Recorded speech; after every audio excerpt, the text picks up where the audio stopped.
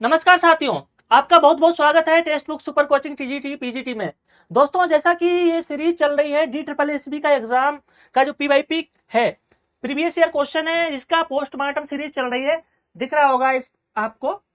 तो आज हम इसी श्रृंखला में इसका तीसरा लेक्चर लेकर आए हैं, मॉड्यूल 3 यानी कि डिसिप्लिन 3 के 20 क्वेश्चन आज हम करेंगे। इससे पहले 2 लेक्चर हो चुके हैं, अगर आपने नहीं देखा है तो आप प्लेलिस्ट में जाके देख सकते हैं।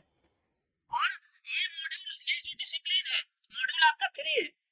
इसके हम आज 20 क्वेश्चन और करने वाले हैं, उनका पोस्टमार्टम करेंगे, उनको अच्छे से एक्सप्लेन करेंगे और ये संभावना देखेंगे कि कहां से प्रश्न बन सकता है आने वाले एग्जाम में, क्योंकि आपका डी ट्रिपल एस बी का पीजीटी टीजीटी का एग्जाम होने वाला है। आपका हरियाणा पीजीटी की भी वैकेंसी आ गई है, आपका एनबीएस की वैकेंसी भी आपको देखने को मिल जाएगी। तो ये काफी हेल्प होने वाली है आप लोगों की, काफी हेल्पफुल रहेगा ये एनालिसिस।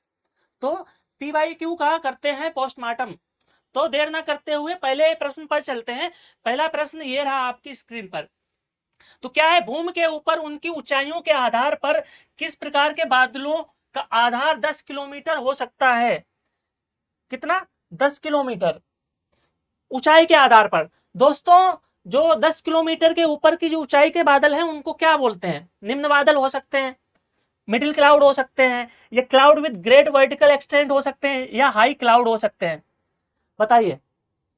तो जैसा कि देखा कि जो बादल हैं, बादल बनते कहाँ हैं? जो आपका क्षोभ मंडल है, आपका ट्रोपोस्फियर है, ट्रोपोस्फियर की अपर लिमिट या ट्रोपोस्फियर में ही मौसम संबंधी सारी घटनाएं पाई जाती हैं। कुछ एक्सटेंड तक आपका जो समताप मंडल है यानी कि स्ट्रेटोस्फियर है, कुछ एक्सटेंड तक ये घटनाएं पाई जाती हैं। बादल को ऊंचाई के आधार पर 3 पार्ट में डिवाइड किया गया: उच्च बादल, निम्न बादल एंड मध्यम बादल। अगर इनको अदर नेम से जाने तो आपका सबसे ऊंचाई पर जो स्थित बादल होते हैं 8 से 12 किलोमीटर की हाइट पर, उनको बोलते हैं आपका सीरस क्लाउड। क्या बोलते हैं? आपका सीरस क्लाउड, ठीक है, जिसको हिंदी में बोलते हैं पक्षाव मेघ, ठीक है।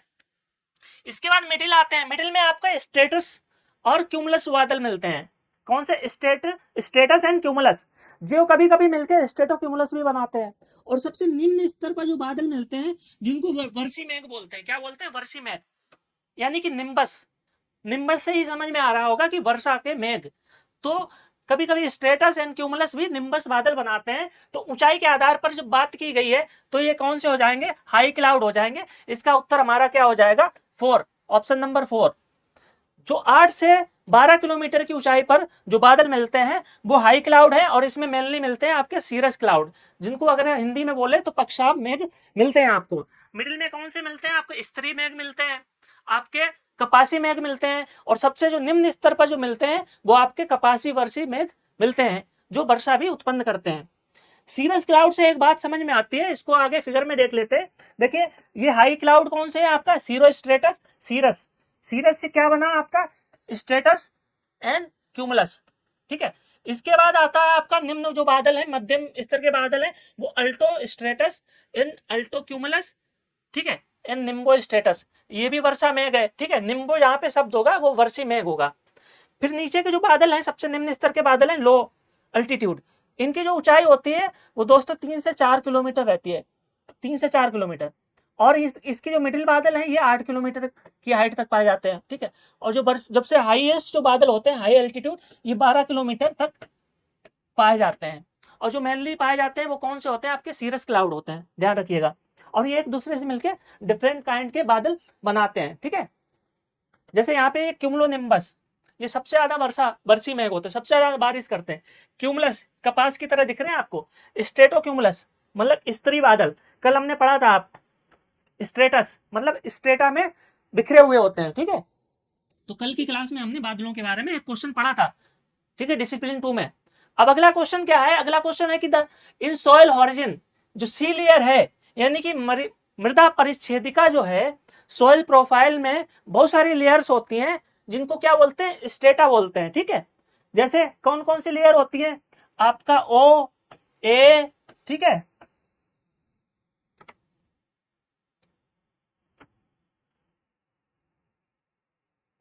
आपका ओ ए ई, ठीक है, बी सी आर। इस तरह की आपकी 6 लेयर्स होती हैं। सबसे ऊपरी लेयर क्या है? ओ, उसके नीचे ए, फिर ई बी सी आर। जो सबसे जो पेरेंट मटेरियल होता है वो आर होती है, ठीक है। तो उसी की बात कर रहा है कि जो सी है, जो सी लेयर है आपका, सी स्तर है, वो किसको निरूपित करता है? ऑर्गेनिक डेब्रिस को, वेदर्ड पेरेंट मटेरियल को, या मैक्सिमम सिलिकेट क्ले मटेरियल को, अधिकतम सिलिकेट मिट्टी सामग्री जो है उसको, या कंसोलिडेटेड रॉक को, किसको ये निरूपित करता है? तो इसका उत्तर हो जाएगा आपका अपक्षीण जनक सामग्री। क्या हो जाएगा? वेदर्ड पेरेंट मटेरियल, ठीक है। इसका उत्तर क्या हो जाएगा आपका 2, ठीक है। दूसरा वाला जो विकल्प है वो आपका सही उत्तर है। अब मृदा जो प्रोफाइल है, सॉइल प्रोफाइल है, उसको एक बार देख लेते हैं। ये दिख रहा होगा आपको, सबसे ऊपरी लेयर है वो क्या है? ओ में दो तरह की लेयर्स हैं। स्लाइटली डिकम्पोज्ड ऑर्गेनिक मैटर, जो सबसे ऊपरी लेयर है, जो जिसे हम देख सकते हैं अपनी आंखों से, वो क्या होता है? ओ आई, ठीक है। अब ओ ए क्या? Highly decomposed organic matter. यहाँ पे भी ऑर्गेनिक मैटर होता है जहां पर हम पेड़ पौधे उगा सकते हैं। उसके नीचे आती है ए लेयर। ए लेयर क्या होती है? इसमें ह्यूमस डार्क कलर की होती है, ठीक है। ह्यूमस तो पाया जाता है लेकिन कम मात्रा में ह्यूमस पाया जाता है आपका, ठीक है। फिर आता है ई, फिर आता है वी, सी एंड आर। जो आर लेयर है वो क्या है? कंसोलिडेटेड रॉक है, जबकि जो सी है वो अनकंसोलिडेटेड रॉक है, यानी कि टूटी फूटी रॉक है। जब रॉक टूटती है, चट्टानें टूटती हैं, तो भी मृदा का निर्माण होता है, ठीक है। फिर बी में क्या होता है? बी में एक्युमुलेशन होता है, क्ले वगैरह का एक्युमुलेशन होता है। इन लीचिंग प्रोसेस भी जब होती है, सॉइल में लीचिंग की प्रक्रिया जब होती है, तो बहुत सारे जो मिनरल्स हैं वो भी जाकर यहाँ पे डिपॉजिट हो जाते हैं बी एंड सी में, ठीक है। ध्यान रखिएगा। तो ये है सॉइल प्रोफाइल, जिसको हिंदी में बोले तो मृदा परिच्छेदिका, ठीक है। अब तीसरा क्वेश्चन हमारा क्या है? तीसरा क्वेश्चन है कि यदि किसी महासागर में लवणता की मात्रा अधिक है तो, किसी महासागर में लवणता की मात्रा अगर अधिक है तो क्या होगा? डेंसिटी विल लोअर, घनत्व कम होगा? बिल्कुल नहीं दोस्तों। अगर लवणता अधिक है, नमक घुला हुआ है, लवण घुला हुआ है, तो क्या होगा? डेंसिटी अधिक हो जाएगी, ठीक है। आप तैर सकते हैं आसानी में, आप नदी में नहीं तैर सकते ना, आप तालाब में नहीं तैर सकते, लेकिन समुद्र के पानी में अच्छी तरह से आप तैर सकते हैं, क्योंकि आपके शरीर से जो समुद्र का पानी है उसका घनत्व तो अधिक हो जाता है, ठीक है। तो ये विकल्प हमारा गलत है। दूसरा क्या कह रहा है? टेम्परेचर विल बी लोअर, तापमान कम होगा। तापमान क्या कम हो जाएगा? बिल्कुल नहीं, ये भी विकल्प गलत है, क्योंकि तापमान कम नहीं होगा। जब वहां पे लवण के अणु जो होंगे तो वो क्या होंगे? ऊष्मा अवशोषित करेंगे, हीट एनर्जी होगी। तो जो सराउंडिंग वाटर होगा, उसी नेचर में अगर एक समुद्र का पानी, लवणीय जल रखा जाए और एक आपका ताजा पानी रखा जाए, तो ऊष्मा सबसे ज्यादा जो लवणीय जल है आपका, जो खारा पानी है, उसमें अधिक होगा, तो तापमान कम होगा। ये भी हमारा ऑप्शन गलत है। तीसरा क्या कह रहा है? Evaporation rate will also be higher, वाष्पीकरण की दर भी अधिक होगी। क्या है? सही है, वाष्पीकरण की दर अधिक होगी? बिल्कुल नहीं होगी, वाष्पीकरण की दर अधिक नहीं होगी। इसके लिए हम चौथा ऑप्शन भी देखते हैं, freezing point will be lower, Himank lower होगा, फ्रीजिंग पॉइंट। तो ये हमारा सही उत्तर है, क्योंकि अगर लवणता अधिक है, लवण अधिक है, तो उसका हिमांक है वो निम्न हो जाएगा, और जो क्वथनांक है यानी कि बॉइलिंग पॉइंट है वो उच्च हो जाएगा। अगर मान लीजिए 100 डिग्री सेल्सियस है पानी का, 100 डिग्री सेल्सियस उसका क्वथनांक है यानी कि बॉइलिंग पॉइंट है, और नमक मिला हुआ है, तो इसका बॉइलिंग पॉइंट अधिक हो जाएगा, 100 से ऊपर चला जाएगा। और वहीं अगर नमक मिला हुआ है तो जो हिमांक है वो क्या हो जाएगा? निम्न हो जाएगा। क्या हो जाएगा? निम्न हो जाएगा, यानी कि फ्रीजिंग पॉइंट निम्न हो जाएगा। अगर 0 डिग्री सेल्सियस पे पानी बर्फ में जमता है तो -1 -2 इस तरह से आपका हो जाएगा। इसलिए अगर बर्फ पे आप नमक डाल दो तो बर्फ आसानी से पिघल जाती है, ध्यान रखिएगा। तो इसका उत्तर क्या हो जाएगा? Freezing point will be lower, कम हो जाएगा, ठीक है। अगला प्रश्न क्या है? Which of the following factor control amount on distribution of salinity in ocean. ये भी लवणता से संबंधित है कि महासागरों में लवणता किन किन चीजों से प्रभावित होती है, उसको नियंत्रित करने वाले कारण या कारक कौन से हैं? तो पहला है क्या है? वाष्पीकरण। वाष्पीकरण लवणता को प्रभावित करता है? बिल्कुल करता है। जब किसी स्थान पर वाष्पीकरण की दर होगी या वाष्पीकरण होगी, तो वाष्पीकरण में क्या होता है? आपका जो जल है या पानी है उसका वाष्पन होता है, उसका एवोपरेशन होता है, और जो सॉल्ट है, सॉल्ट क्या होता है? वहीं पे रह जाता है, सॉल्ट इज लेफ्ट बिहाइंड, ठीक है। तो जब वाष्पीकरण हो जाएगा, नमक नीचे बचेगा, तो लवणता क्या होगी? ऑटोमेटिकली बढ़ जाएगी। क्या हो जाएगी? सैलिनिटी बढ़ जाएगी, इंक्रीज हो जाएगी। तो ये हमारा विकल्प बिल्कुल सही है, ये वाला पॉइंट। नदियों से अलवणीय जल का प्रभाव, जब नदी समुद्र में गिरती है, कोई भी रिवर इनफ्लक्स होती है ओशन में, तो जो उसका एस्चुरी होता है, डेल्टाई जो क्षेत्र होता है, उसके आसपास जो समुद्र का पानी है उसकी लवणता जो है वो कम होती है, क्योंकि वहां पे फ्रेश वाटर भी मिल रहा होता है। Fresh water and salty water मिलते हैं, तो बाकी का जो एरिया है ओशियन की, उसके कंपेयर में जो रिवर जहां मिल रही होती है वहां का जो वाटर है वो कैसा होता है, कम सॉल्टी होता है, कम लवणीय होता है। ठीक है, तो ये भी हमारा बिल्कुल सही है। तीसरा क्या है, वायुमंडलीय दाब यानी कि एटमॉस्फेरिक प्रेशर, क्या ये प्रभावित करता है डायरेक्टली? बताइए। बिल्कुल करता है। किसी भी स्थान पर अगर वायुमंडलीय दाब अधिक है तो वहां पे कैसी स्थिति होगी, प्रतिचक्रवातीय स्थितियां उत्पन्न होंगी। अगर किसी स्थान पर वायुमंडलीय दाब कम है तो दाब और ताप एक दूसरे से क्या होते हैं, इनवर्स प्रोपोर्शनल होते हैं। यानी कि तापमान अधिक होगा, तापमान अधिक होगा तो एवोपरेशन जो है, वाष्पीकरण की दर अधिक हो जाएगी। क्या हो जाएगी, वाष्पीकरण अधिक होगा, बारिश होगी, अन्य गतिविधियां, अन्य चीजें भी हो सकती, मौसम संबंधी घटनाएं। तो ये भी हमारा क्या है, वायुमंडलीय दाब भी इसका एक कारण है जो वायु लवणता को प्रभावित करता है। ठीक है, इसके बाद क्या, वर्षण। वर्षण क्या है, प्रेसिपिटेशन। वो किसी फॉर्म में हो सकता है, आपका बर्फ के रूप में, ओले के रूप में, बारिश के रूप में, वर्षा, ओस। तो वर्षण भी प्रभावित करता है। मान लीजिए इक्वेटोरियल रीजन है, वहां पे लवणता कम होती है, बजाय की जो आपके हॉर्स लैटिट्यूड है, आपका 30 डिग्री ट्रॉपिक्स है, वहां पे लवणता ज्यादा होती है। जबकि 0 से 5 डिग्री नॉर्थ लैटिट्यूड है, साउथ लैटिट्यूड में क्या होता है, लवणता कम कम होती है कंपेयर टू 30 डिग्री लैटिट्यूड, दोनों हेमिस्फीयर में। तो उसका कारण है कि यहाँ पे बारिश होती है, इक्वेटोरियल रेनफॉल होती है, तो बारिश भी हमारा कारण है। तो जो हमारा सही उत्तर होगा वो होगा क्या, चौथा। सही उत्तर हमारा क्या होगा, fourth number. Sorry sorry sorry, माफ करिएगा, सही उत्तर हमारा दो होगा, पहला, दूसरा, तीसरा, चौथा, सभी विकल्प क्या है, सही है। सभी विकल्प क्या है, सही है। अब आपके ये प्रश्न बिल्कुल समझ में आ गया होगा पूरी तरह से। ठीक है, अगले प्रश्न पर चलते हैं कि मरे द्वारा पंख के वर्गीकरण के आधार पर महासागरों के चारों ओर नीले पंख का रंग नीला काला केवल किसके कारण होता है? मैग्नीशियम की अधिक मात्रा के कारण, हरी सिलिकेट के संचय के कारण, चट्टानों के विघटन के कारण, या आयरन सल्फाइड की उपस्थिति के कारण? किसके कारण होता है इसका नीला रंग, नीला काला? ठीक है, तो प्रेजेंस ऑफ आयरन सल्फाइड जो है हमारा सही उत्तर है, इसके कारण होता है। क्यों होता है? क्योंकि महासागरों के आसपास पाई जाने वाली नीली मिट्टी का रंग नीला काला होना आयरन सल्फाइड की उपस्थिति के कारण माना जाता है। क्योंकि महासागरों में नीली मिट्टी का आमतौर पर कम ऑक्सीजन, ध्यान रखिएगा, अंदर क्या होता है, कम ऑक्सीजन के कारण धीमी गति से संचय होता है। और इन परिस्थितियों में क्या होता है, पायराइट, क्या, आयरन पायराइट, पायराइट जैसे लोह सल्फाइड खनिजों का निर्माण होता है, जो मिट्टी को उसकी विशिष्ट नीला रंग देते हैं, उस मिट्टी को एक विशिष्ट प्रकार का नीला रंग प्रदान करते हैं, कम ऑक्सीजन में और अधिक प्रेशर में। ठीक है, क्या, आयरन सल्फाइड जैसे तत्वों का निर्माण होता है, ध्यान रखिएगा। अगला क्वेश्चन कर लेते हैं, क्वेश्चन नंबर 6। ठीक है, छठवां क्वेश्चन क्या है, कैनो क्रिस्टल नदी को किस नाम से जाना जाता है?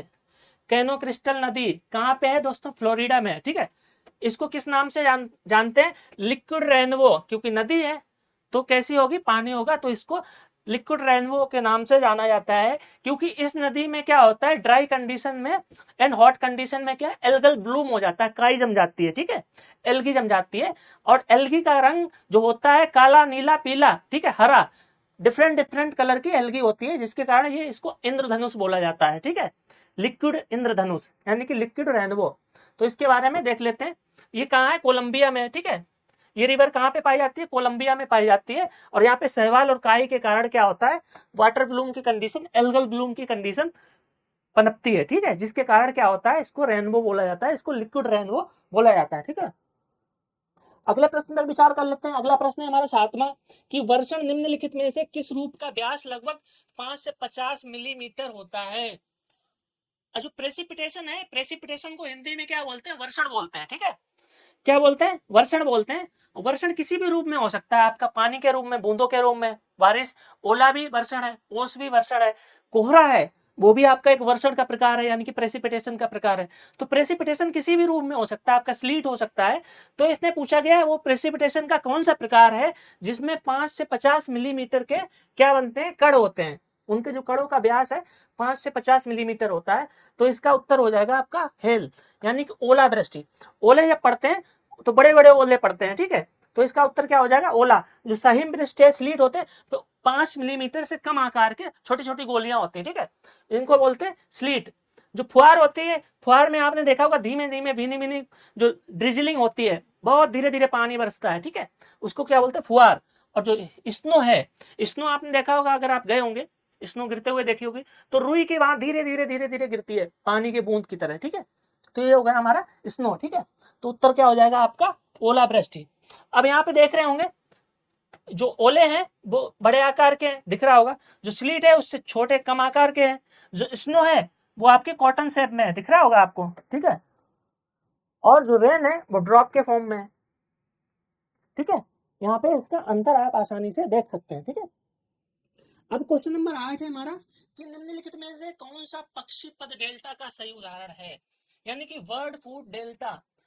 नदियां जब समुद्र में गिरती हैं तो डेल्टा का निर्माण करती हैं। कुछ नदियां एस्चुरी का निर्माण करती हैं जिनको बोलते हैं ज्वार नदमुख, ठीक है। तो भारत में ऐसी कौन सी नदी है जो डेल्टा का निर्माण नहीं करती है, तो दो नदियां ऐसी, नर्मदा एवं ताप्ती, ठीक है। तो ये तो आपको पता ही होगा, बहुत क्वेश्चन पूछा जाता है किसी भी एग्जाम में। तो कुछ नदियां डेल्टा का निर्माण करती हैं, तो डेल्टा का जो निर्माण करती हैं तो उनके विभिन्न विभिन्न आकार होते हैं जिनका वर्गीकरण किया गया। तो उसमें से एक प्रकार है आपका पक्षीपद डेल्टा, यानी कि वर्ड फूड डेल्टा, ठीक है। तो कौन सी नदी है, तो इसका उत्तर हो जाएगा हमारा Mississippi delta in United state, ठीक है। जो मिसिसिपी नदी है अमेरिका की, वो आपका वर्ड फूड डेल्टा बनाती है।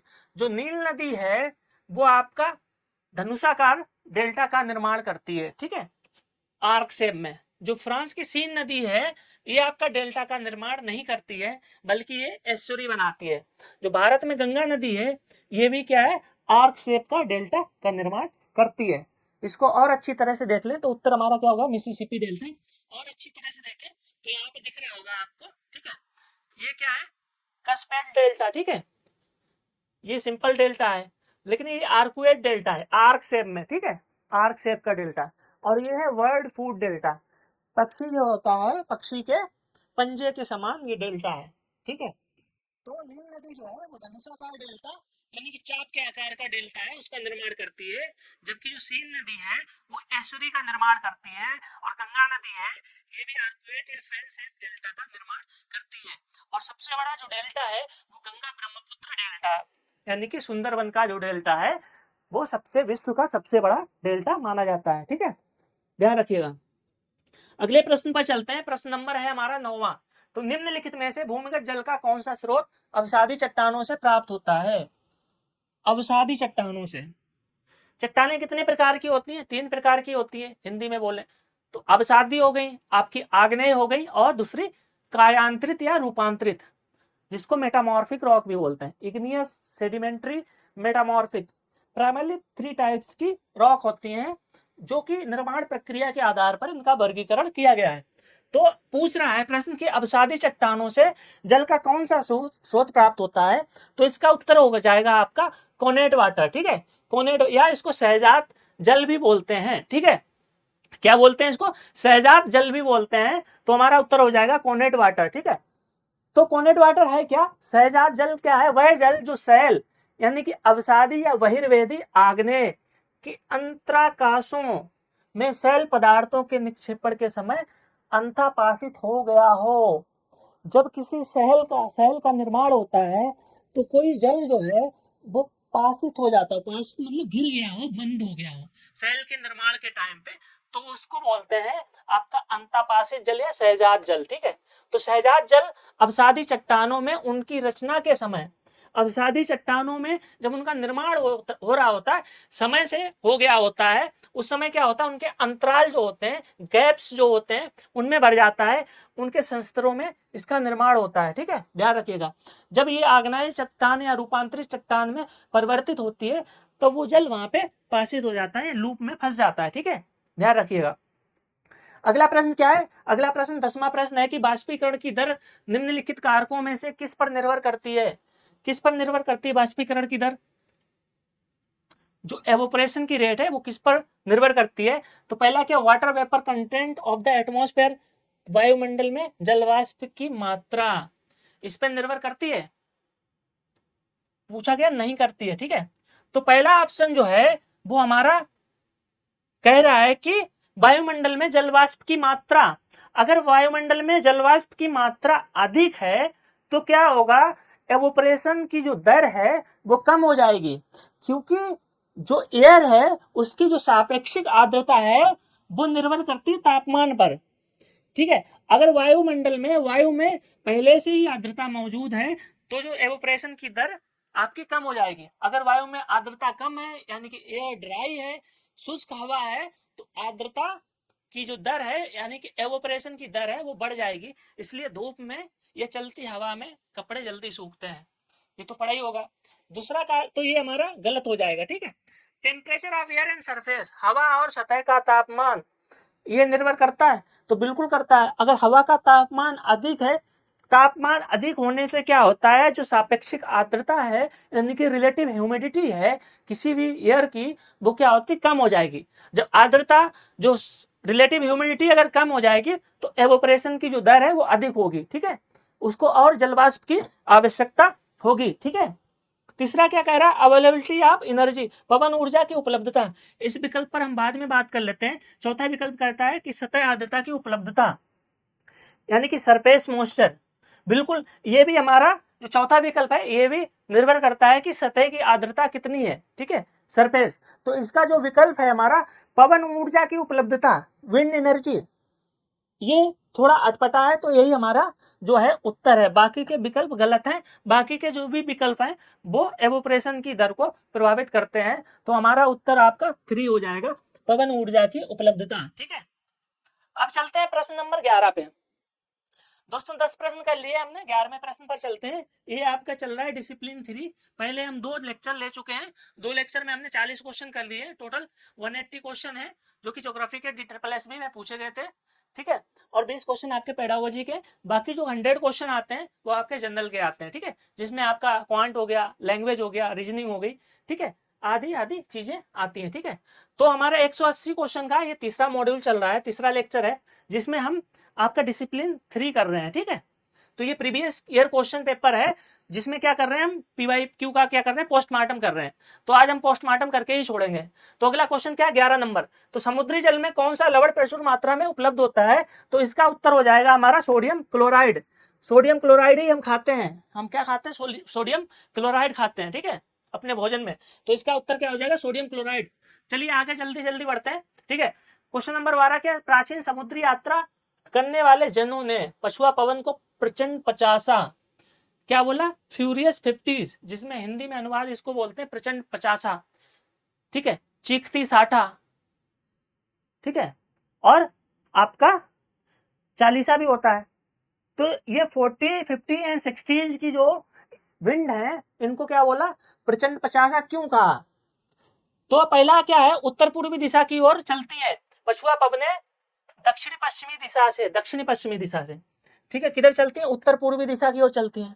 बिल्कुल गलत है, इसकी स्थिति क्या होती है, रिवर्स होती है। ठीक है, ये हमारा विकल्प गलत हो जाएगा। दूसरा विकल्प क्या है, क्योंकि व्यापारिक पवनों की तुलना में उत्तरी और दक्षिणी गोलार्ध में दोनों में अधिक मजबूत है। ये भी विकल्प हमारा गलत हो जाएगा। अभी मैं एक्सप्लेन करता हूं क्यों गलत है। ठीक है, तीसरा क्या है, westerly wind travel from sub polar high pressure belt to sub polar low pressure belt. ठीक है, किधर चलती है, सब पोलर हाई प्रेशर से सब पोलर लो प्रेशर बोल्ट। चौथा क्या है, क्योंकि 40 से 60 दक्षिणी अक्षांश के बीच दक्षिणी गोलार्ध में पछुआ पवनें अधिक प्रबल होती हैं। तो चौथा हमारा सही ऑप्शन है, क्योंकि ये सब पोलर से सब पोलर कैसे हो जाएगा, पोलर से सब पोलर चलती हैं, विंड पोलर से सब पोलर चलती हैं। ध्यान रखिए, पोलर एरिया में क्या होता है, हाई प्रेशर होता है, सब पोलर एरिया में क्या लो प्रेशर होता है। लेकिन ये कारण इसलिए है क्योंकि 40 से 60 डिग्री दक्षिणी गोलार्ध में ये क्या है, आपकी वेस्टर्ली विंड है, वेस्टर्ली पछुआ पवन है। ध्यान रखिए, यही कारण है। अब इसको यहाँ पे मैप के थ्रू देख लेते हैं।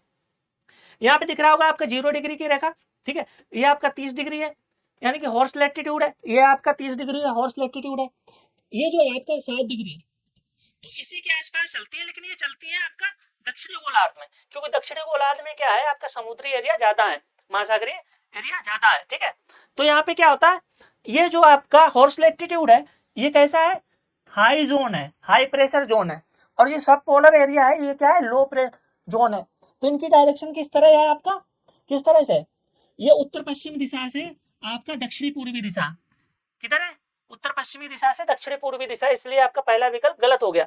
तो इस तरह से चलती हैं और इनकी तीव्र गति के कारण ही इनको क्या बोला गया आपका, क्या बोला गया आपका, हिंदी में बोले गरजती 40, प्रचंड 50 और चीखती 60, यानी कि roaring 40s, furious 50s and screaming 60s। क्योंकि उस समय जो नेविगेशन होता था, जो भी व्यक्ति पश्चिम से पूर्व की तरफ जाता था तो आवागमन में उसको सुविधा होती थी। अब मान लो अफ्रीका से किसी को ऑस्ट्रेलिया जाना है तो वो बहुत जल्दी पहुंच जाता था, ठीक है। और जब ऑस्ट्रेलिया से आपको अफ्रीका की तरफ आना होता था तो आने में काफी मुश्किल होती थी, ठीक है। तो जो डच नाविक थे हेनरिक ब्रोबर ने इसकी खोज की थी, उन्होंने इसको ये नाम दिया। तो क्या हो गई आपकी, चीखती गरजती 40, ठीक है, प्रचंड 50 और चीखती 60, ध्यान रखिएगा। और ये सब खेल है आपका प्रेशर बेल्ट। अगर आप ये प्रेशर बेल्ट समझ गए, जो जनरल सर्कुलेशन समझ गए आप, एटमॉस्फेरिक, तो आप ये ज्योग्राफी आपको बहुत इजी लगेगी, जो क्लाइमेटोलॉजी है बहुत इजी लगेगी, कुछ भी नहीं है। अगला क्वेश्चन क्या है, 13 क्वेश्चन क्या है, डॉप्सन इकाई को मापने के लिए, किसके मापने के लिए उपयोग किया जाता है या परिभाषित किया जाता है, तो इसका उत्तर आपको पता होगा, ओजोन कंसंट्रेशन। एटमॉस्फेयर में ओजोन कहाँ पाई जाती है आपकी, ट्रोपोस्फेयर में पाई जाती है या स्ट्रेटोस्फेयर में पाई जाती है। तो जो ओजोन लेयर है वो आपकी स्ट्रेटोस्फेयर में पाई जाती है, लेकिन कुछ पार्ट्स में आपका अपर ट्रोपोस्फेयर में भी ओजोन कंटेंट देखने को मिलता है, ठीक है। मेनली ये स्ट्रेटोस्फेयर में यानी कि समताप मंडल में ओजोन लेयर की उपलब्धता देखने को मिलती है।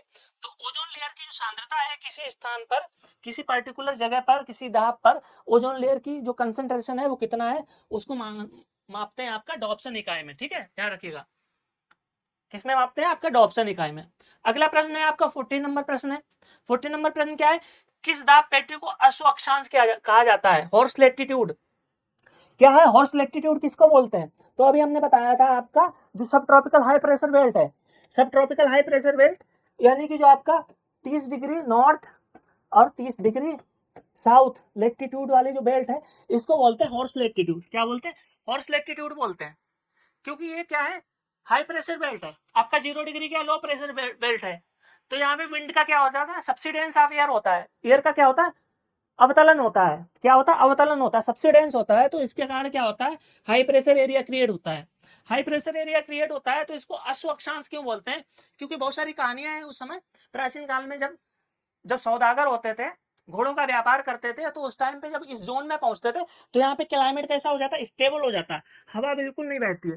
तो हवा नहीं बहती है तो प्रेशर इतना होता है, जहाज के डूबने का डर रहता है, और दूसरा नेविगेशन में भी दिक्कतें आती थी, ठीक है। तो इसके कारण क्या होता है, उनके पास जो पानी होता था, पीने का पानी है उस, और घोड़े रहते तो घोड़ों को भी पानी पिलाना है आपको, तो पानी उतना नहीं होता था। इसके कारण क्या होते थे, वो लोग घोड़े को फेंक देते थे, घोड़ों को फेंक देते थे पानी में, समुद्री पानी में, जिससे कि पानी को, जो पीने का पानी है उसको बचा सकें, ठीक है। इसलिए इसको हॉर्स लैटिट्यूड कहा जाता है। और ये कैसा है आपका, उच्च दाब पेटी है, कैसी है, उच्च दाब पेटी। आप देख रहे होंगे यहाँ पे, ये जो है high pressure area 30 degree north और 30 डिग्री साउथ लेटीट्यूड पे, ये आपका है अश्व अक्षांश, ये क्या है, हॉर्स लेटीट्यूड। यहाँ से विंड किधर चलेगी आपका, इक्वेटर साइड में आएगी विंड, फिर यहाँ से उठेगी और विंड कहाँ पे, इधर होगी इसका सब्सिडेंस, इधर होगा आपका सब्सिडेंस। तो ये क्या बनेगी, आपका हेडलेस सेल बनेगी। क्या बनेगी, हेडलेस सेल। किसी लेक्चर में हम पढ़ेंगे इसके लिए, ठीक है। ये बनेगी हेडलेस सेल। तो ये सब ट्रॉपिकल हाई प्रेशर बेल्ट जो है उसको अक्षांश बोलते हैं। इस मैप में भी देख सकते हैं, ये आपका कर्क रेखा और ये आपका मकर रेखा, और ये हो गया आपका हॉर्स लैटिट्यूड यानी कि अश्व अक्षांश, दिख रहा होगा आपको, ठीक है, अच्छी तरह से देख लीजिए। अगला प्रश्न है हमारा हमारा प्रश्न नंबर 15। अगला प्रश्न क्या है, 15, ठीक है। 15 नंबर का, वायुमंडल की किस परत की पहचान ध्रुवीय प्रकाश यानी कि ऑरोरा के रूप में की जाती है। तो किस परत में ये देखने को मिलता है, ऐसी गतिविधि किस, जो वायुमंडल की जो लेयर है, पहले तो देख लेते हैं, stratosphere, ionosphere, mesosphere and troposphere. नीचे से शुरू करें तो पहली क्या है आपकी, क्षोभ मंडल नीचे से, दूसरे नंबर पे आपकी आती है समताप मंडल, तीसरे नंबर पे आती है आपकी मध्य मंडल, चौथे नंबर पे आती है आपकी आयन मंडल, और पांचवें नंबर पे कई बार बोलते हैं बहिर्मंडल, बहिर्मंडल यानी कि एक्सोस्फीयर, एक्सोस्फीयर भी बोलते हैं, ठीक है, क्या बोलते हैं, बहिर्मंडल बोलते हैं। तो इसकी जो पहचान, ये गतिविधि किस स्पेयर में पनपती है, किस स्पेयर में इस घटना को देखा जाता है, किस मंडल में, तो इसका उत्तर हो जाएगा हमारा आयन मंडल। आयन मंडल में क्या होते हैं आपके, आयंस होते हैं। आयंस होते हैं तो क्या होता है, सूर्य के मैग्नेटिक फ्लक्स के कारण जो सोलर सिस्टम है हमारा, जो सूर्य है वहां पे क्या होता है, बहुत सारे मैग्नेटिक तूफान आते हैं। जो तूफान आते हैं तो उसकी जो एक फ्लेयर होती है, फ्लेयर के तूफान आते हैं, जो सोलर फ्लेयर जब जो वायुमंडल में पहुंचती है, अर्थ के एटमॉस्फेयर में पहुंचती है, तो जो आयन मंडल में जो इलेक्ट्रॉन होते हैं, आयन होते हैं, उससे क्या होता है, इसकी प्रतिक्रिया होती है, और प्रतिक्रिया के द्वारा क्या होता है, बहुत बड़ा प्रकाश उत्पन्न होता है। और ये होता है आपके देखने को मिलता है हाई एल्टीट्यूड एरिया में। कहाँ देखने को मिलता है, ध्रुवों की तरफ। और इसीलिए इसको बोलते हैं aurora australis and aurora borealis. Australis means जो साउथ में देखने को मिलते हैं, और बोरेलिस मीन्स जो नॉर्थ में देखने को मिलते हैं। तो इनको क्या बोलते हैं, aurora australis and aurora borealis. ठीक है, ध्यान देखिए। तो हमारा क्या, आयन मंडल। तो इस तरह से आपको ये तूफान देखने को मिलते हैं, कलरफुल एनवायरनमेंट देखने को मिलता है। तो क्या होता है यहाँ पे, आपको बता दिया कि हाई एल्टीट्यूड एरिया है, आर्कटिक एंड अंटार्कटिक वाले क्षेत्र में ये तूफान, ये एक गतिविधि जो है देखने को मिलती है। ये क्यों होती है कि सोलर विंड पार्टिकल जो होते हैं, जिनको सोलर फ्लेयर बोलते हैं, वो कोलाइड करते हैं atoms and molecules in earth atmosphere, जो कि आपके पाए जाते हैं आयनोस्फेयर में। ठीक है, कहाँ पाए जाते हैं, आयनोस्फेयर में, जिसके कारण ये घटना उत्पन्न होती है, कभी कभी ये देखने को मिलता है। अगला क्वेश्चन क्या है कि जब वायु को स्थिर माना जाता है। बहुत अच्छा क्वेश्चन है। इसमें दो फिनोमेना दिए गए हैं, एक दिया गया normal lapse rate of air, एक adiabatic lapse rate of air. अगर ये फिनोमेना आपको नहीं पता है तो आप इस क्वेश्चन को सॉल्व नहीं कर पाओगे। एक है नॉर्मल लैप्स रेट। दोस्तों आपने देखा होगा नॉर्मल लैप्स रेट जो है, क्या बोलते हैं कि जब हम जैसे जैसे हाइट बढ़ती है, तो जो वायुमंडल में जो तापमान है वो 6.5 डिग्री सेल्सियस की दर से प्रति किलोमीटर, क्या, प्रति किलोमीटर 6.5 डिग्री सेल्सियस कम होता जाता है। ठीक है, ये हो गया आपका नॉर्मल लैप्स रेट। लेकिन एडियाबैटिक लैप्स रेट क्या है, सिंपल भाषा में समझे, कोई एयर मास है, कोई एयर पार्सल है। अब हवा जब उठती है तो ऊपर जब जाती है तो हवा क्या होगी, संकुचित होगी। ठीक है, क्या होगी, संकुचित होगी। जब हवा संकुचित होती है तो क्या होता है, प्रेशर पड़ता है। प्रेशर के कारण मॉलिक्यूल्स जो होते हैं एयर के, वो इतना मूव नहीं कर पाते हैं। तो जो संकुचन के कारण, कंप्रेशन के कारण तापमान क्या हो जाता है, कम हो जाता है हवा का, जिसको बोलते हैं एडियाबैटिक रेट ऑफ, ठीक है, क्या बोलते हैं, एडियाबैटिक रेट ऑफ एयर। ठीक है, तो इसमें पूछा गया है कि कब वायु स्टेबल होगी, जब नॉर्मल लैप्स रेट बराबर होगा नॉन एडियाबैटिक लैप्स रेट से। ये गलत है। तो इसका उत्तर जो है, हमारा उत्तर ही बता देते हैं, एडियाबैटिक लैप्स रेट जो है वो अधिक होगा नॉर्मल लैप्स रेट से। क्या होगा, अधिक होगा। जब कोई एयर पार्सल है, उसका जो एडियाबैटिक लैप्स रेट जो है वो अधिक होता है, ठीक है, नॉर्मल लैप्स रेट से। तो क्या होता है, जो एयर पार्सल है वो क्या होगा, जल्दी ठंडा होगा सराउंडिंग एयर से, सराउंडिंग एयर की तुलना में जल्दी ठंडा हो जाएगा। ठंडा होने के कारण क्या होगा, हवा जो है स्टेबल हो जाएगी, हवा क्या हो जाएगी, स्टेबल हो जाएगी। ये थर्ड हमारा सही उत्तर है। अब समझ लेते हैं कि कोई वस्तु ना तो बाहरी माध्यम को ऊष्मा दे और ना ही उससे ऊष्मा ले, परंतु उसका ताप बदल जाए, तापमान क्या हो जाए, बदल जाए, जिसको क्या बोलते हैं, रुद्धुष्ण ताप परिवर्तन। जब कोई वायु गर्म होकर ऊपर उठती है तो दाब में कमी होने के कारण उसके आयतन में, उसके प्रति इकाई उष्मा में कमी आती है। ठीक है, इस प्रकार आरोही वायु क्रमशः फैलती है और ठंडी हो जाती है। ठीक है, और इसी प्रकार जब कोई वायु नीचे उतरती है तो उसके आयतन में क्या होती है, कमी आती है, और उसकी प्रति इकाई उष्मा में वृद्धि होती है, जिसे क्या होते हैं, रुद्धुष्ण ताप परिवर्तन कहते हैं। ठीक है, और ये कितना होता है, 9.8 डिग्री प्रति हजार मीटर। कितना होता है, 9.8 डिग्री प्रति हजार मीटर। ध्यान रखिएगा, ये नॉर्मल एब्सोल्यूट से अधिक होता है। ठीक है, अगले क्वेश्चन की तरफ बढ़ते हैं। Question number 17, when the sun earth and the moon came in position of quadrate, then क्या होता है। ठीक है, जब सूर्य, चंद्रमा और पृथ्वी क्षेत्रकलन की स्थिति में आते हैं तो कौन सा ज्वार उत्पन्न होता है, तो ज्वार उत्पन्न होता है आपका नीप ज्वार, लघु ज्वार। ठीक है, इस पोजीशन में आते हैं, ये सन है आपका, ये चंद्रमा है और ये पृथ्वी है। ठीक है, इस पोजीशन में आएंगे तो आपका छोटा ज्वार, लघु ज्वार उत्पन्न होता है। इसको देख लेते हैं यहाँ पे फिगर में। ये जो स्थिति है, ये क्या है, आपका अर्थ है, ये सन है और ये आपका मून है। तो ये होगी आपकी नीप टाइड। नीप टाइड होगा क्योंकि जो अट्रैक्शन फोर्स है वो उतना नहीं होगा। लेकिन जब ये एक सीध में होंगे तो बनेगा आपका स्प्रिंग टाइड, यानी कि बृहत ज्वार बनेगा। क्या बनेगा? बृहत ज्वार, बड़ा ज्वार भाटा उत्पन्न होगा, ठीक है, स्प्रिंग टाइड। ये स्थिति दो तरह से हो सकती है, या तो पृथ्वी बीच में हो या तो चंद्रमा बीच में हो, ठीक है। तो बनती है ज्वार भाटा की प्रक्रिया आरंभ होती है। अगला प्रश्न क्या है? प्रश्न नंबर 18 कि which type of sand deposit also called well vac, यानी कि वेल वैक किसे कहा जाता है? तो जो सैंड लेवीज है, सैंड लेवीज क्या होती है? आपकी समुद्री तटों पर, समुद्री तटों पर क्या होती है? लहरों के माध्यम से इनका निर्माण होता है। ये क्या है? डिपोजिशनल लैंडफॉर्म है। जो सी वाटर के द्वारा डिपोजिशनल लैंडफॉर्म जो है उसको बोलते हैं सी लेवीज, यानी कि बालू के तटबंध, बालू रोधिकाएं, ठीक है, हिंदी में बोले तो बालू रोधिका या बालू तटबंध। तो तटबंध बनते हैं जो कोस्टल एरिया में, ठीक है, जो उनकी शेप होती है कभी कभी जो वेल मछली है उसकी पीठ के समान दिखाई देती है, इसीलिए इसको सैंड लेवीज को क्या बोलते हैं? वेल वैक भी बोलते हैं, ठीक है। क्या उत्तर हो जाएगा हमारा? बालू की तटबंध, सैंड लेवीज, ठीक है। अगला प्रश्न क्या है? अगला 19 प्रश्न है, बहुत ही इंपॉर्टेंट प्रश्न है कि हवा में उनके प्रतिशत के अवरोही क्रम में सही ढंग से अनुक्रमित कीजिए निम्नलिखित को। अवरोही यानी कि घटते क्रम में, तो आपको पता है बहुत इजी क्वेश्चन है। तो क्या है हमारा? नाइट्रोजन सबसे अधिक है, उसके बाद ऑक्सीजन है, नाइट्रोजन कितना? 78%, ऑक्सीजन है, इसका ऑर्गन है, देन कार्बन डाइऑक्साइड है, फोर्थ नंबर पे कार्बन डाइऑक्साइड है। ध्यान रखिएगा गैसों के माध्यम से अगर देखें, इसको यहाँ पे देख लेते हैं। पहला क्या? नाइट्रोजन 78%, दूसरे नंबर पे क्या है? ऑक्सीजन लगभग 21%, फिर क्या? ऑर्गन, ऑर्गन क्या है? 0.93%, and carbon dioxide, carbon dioxide सब चौथे नंबर पे, फिर ये नियोन, हीलियम, मीथेन, क्रिप्टॉन, ठीक है, ये गैसें आती हैं जो बहुत ही अल्प मात्रा में पाई जाती हैं। तो मुख्यतः प्रश्न यहीं से बनता है, ये चार चीजें याद कर लो। पहला क्या है आपका? नाइट्रोजन, ऑक्सीजन, ऑर्गन एंड आपका कार्बन डाइऑक्साइड, ठीक है, ध्यान रखिएगा।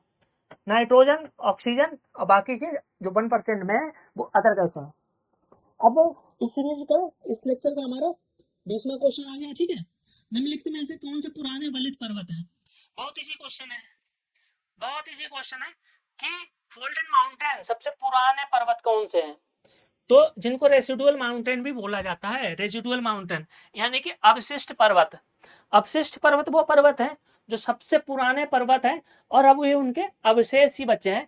अपर्दन इतनी अधिक मात्रा में हुआ है कि वो पेडी प्लेन टाइप के रह गए। जैसे अरावली पर्वत है, अरावली पर्वत और राजस्थान का जो पश्चिमी क्षेत्र है वो पेडी प्लेन टाइप का आप बोल सकते हैं, ठीक है।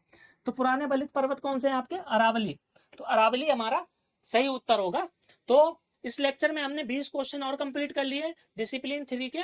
अब हम लेकर आएंगे आपका चौथा लेक्चर जिसमें 20 क्वेश्चन और लेकर आएंगे और उन सभी का क्या करेंगे? पोस्टमार्टम करेंगे। तो आपको ये कैसा लगा ये वीडियो? वीडियो को लाइक करें, अगर चैनल पे नए हो तो चैनल को सब्सक्राइब करें। बहुत बहुत धन्यवाद। आपका दिन शुभ हो। जय हिंद साथियों।